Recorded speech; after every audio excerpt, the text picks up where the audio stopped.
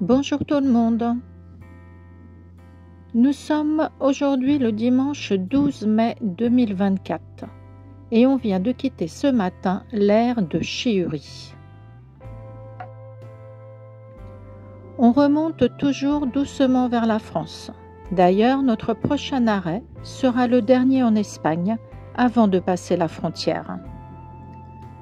Pour cet arrêt, on a choisi l'aire de camping-car de Ayegui, un petit village situé dans la communauté de Navarre, toujours en Espagne.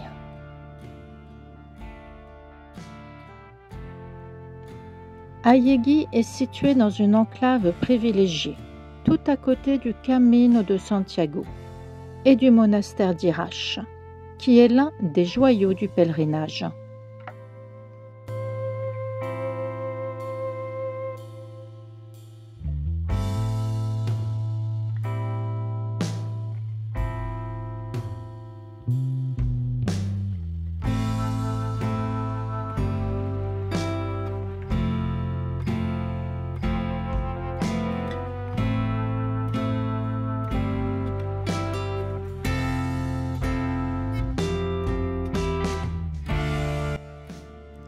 L'aire de camping-car est située entre le stade de foot et la piscine. Donc, il faut savoir que les week-ends, c'est bruyant au moins jusqu'à 21 h.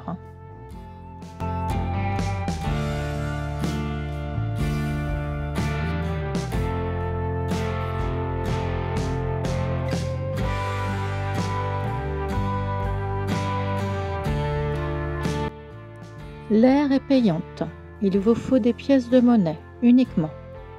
Placez votre pneu sur le rond rouge au sol, puis payez à la borne et la barrière s'ouvre. Le prix est de 6 €. Il n'y a pas de durée de temps. Vous pouvez rester autant que vous voulez pour le même prix.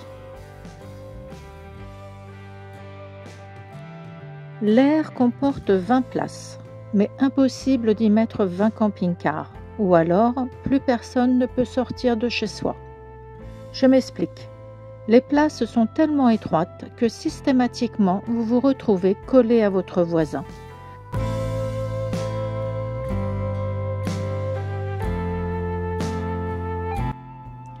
C'est pour cela, comme vous le voyez ici, tout le monde se gare une place sur deux.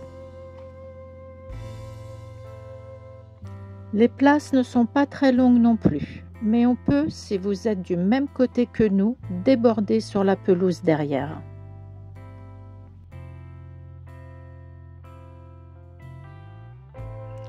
La vue est très sympathique, car vous êtes face au monastère et aux montagnes.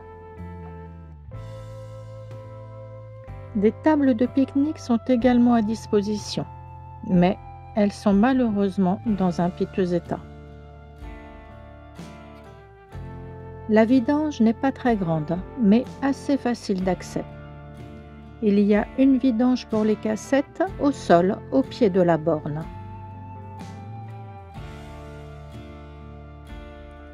Par contre, il n'y a pas d'eau, ou alors à l'évier. La borne, quant à elle, est à mon avis payante, mais impossible de savoir si elle fonctionne avec des pièces de 1 ou 2 €. Je vous mets ici l'adresse et les coordonnées GPS.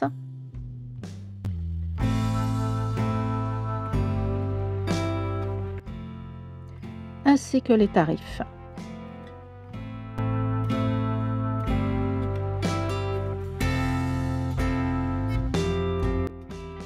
La balade de l'après-midi est consacrée au monastère d'Irach.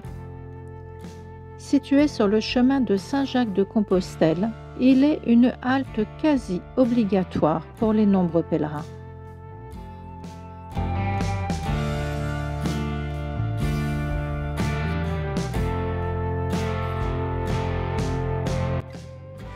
Ce monastère a été construit par les bénédictins dans la seconde moitié du XIe siècle.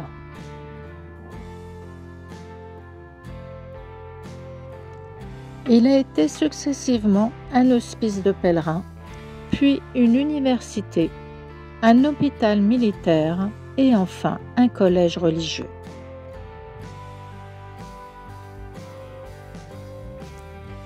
Une partie du cloître est en travaux, mais on peut quand même le visiter et gratuitement. Les travaux sont au final pour transformer cet endroit en parador, c'est-à-dire en hôtel un peu de luxe.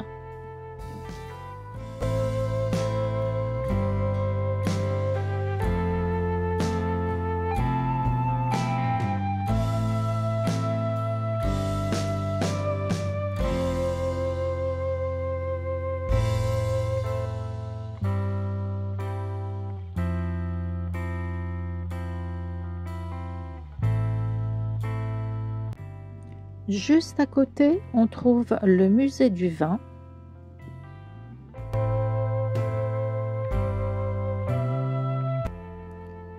et un peu plus loin, la fontaine de vin. Alors je peux vous dire que l'on est resté un peu surpris sur cette fontaine. Curieuse source qu'est celle-ci, en distribuant gratuitement du vin d'un côté et de l'eau de l'autre. L'histoire raconte que cette fontaine a été offerte en cadeau aux pèlerins qui font le trajet, mais il est fréquent de voir bon nombre de personnes venir avec leurs verres ou leurs bouteilles pour les remplir. Sur le même chemin en descendant, on peut aller découvrir la forge de Ayegui. C'est un petit atelier de forge artistique qui existe depuis 1960 de génération en génération. On aurait beaucoup aimé visiter l'atelier qui doit contenir des œuvres magnifiques, mais ce sera pour une prochaine fois.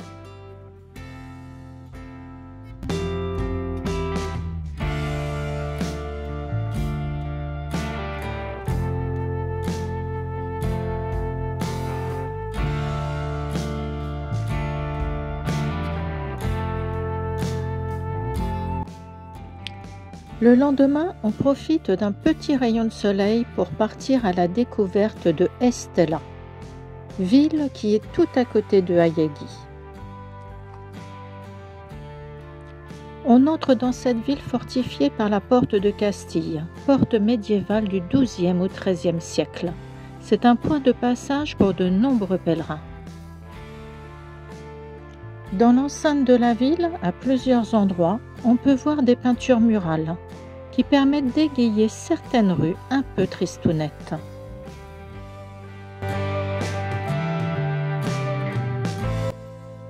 Puis on arrive sur une grande place, avec au centre une belle église, l'église Saint-Jean-Baptiste, dont la construction daterait a priori du XIe siècle.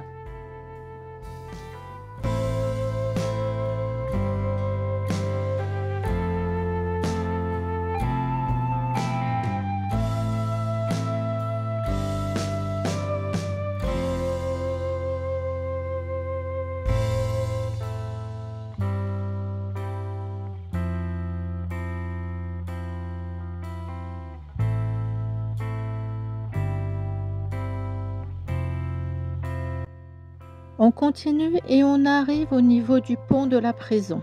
Bien drôle de nom pour ce pont.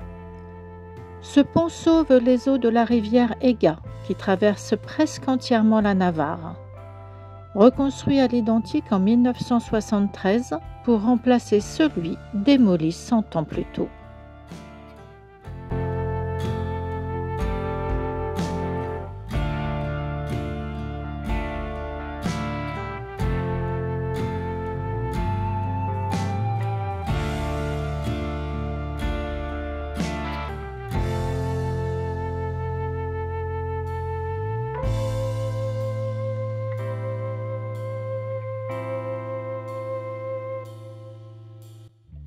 On arrive à présent un peu sur les hauteurs de Estella et devant l'église Santa Maria Jus de Castillo. Ici, autrefois, se trouvait le quartier juif. On est plus ou moins dans les années 1000 et à l'emplacement même de cette église se trouvait une synagogue. C'est aux alentours du XIIe siècle que c'est devenu une église.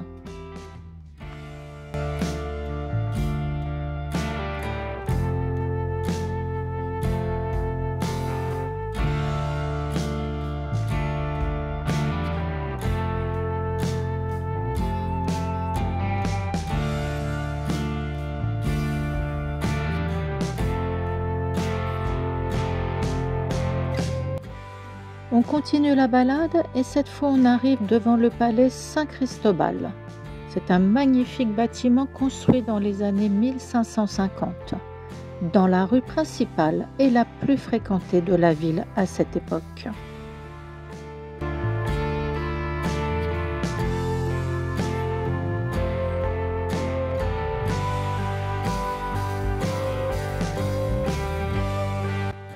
On finit notre visite par la place Saint-Martin et le palais des rois de Navarre. C'est un bel édifice construit dans la deuxième moitié du XIIe siècle. C'est aujourd'hui un musée.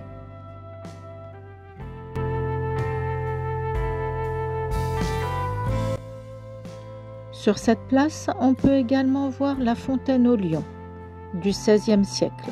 C'est ici que de nombreux pèlerins viennent se reposer et s'hydrater.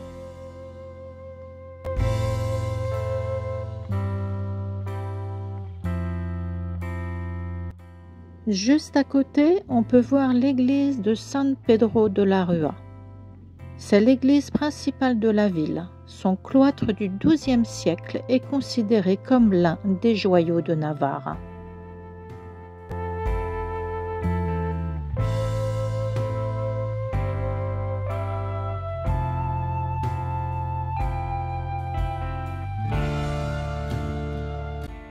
On quitte cette jolie ville par la porte qui nous a permis d'y entrer, mais cette fois sous un ciel très chargé de pluie.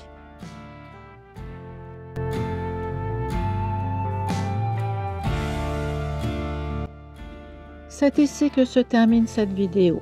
Comme toujours, si elle vous a plu, n'hésitez pas à nous laisser un pouce en l'air. On se retrouve bientôt, mais cette fois, ce sera quelque part en France. Je vous dis à très bientôt et de belles balades à tous. Bye bye!